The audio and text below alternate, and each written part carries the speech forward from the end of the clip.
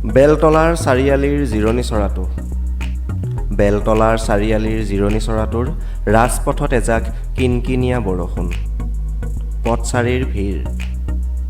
পানীৰ টোপালবোৰ ভাপত উৰুৱাই গৰম চাহৰ সোৱাদ এচামৰ। তেনেতে এটা অঘটন।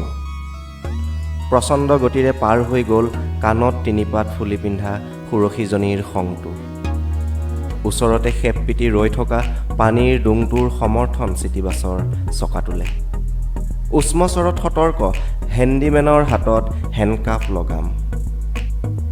ট্ৰেফিক ছিগনেল ক্ৰছ কৰি চানমাৰীৰ বাছখনৰ বয়সস্থৰ ছিটটোত বহিছোহি। ভাইটি অলপ বহিব দিয়া আৰু। এটা ধন্যবাদেৰে সলাই ল'লে মোৰ পৰা চিটিবাছৰ ছিটটো। একে ৰঙৰ সাজ পৰিহিত সেই গাভৰু কেইগৰাকীৰ সন্তুষ্টিৰ প্ৰকাশ নে আত্মতৃপ্তিৰ নাজানো আৰু।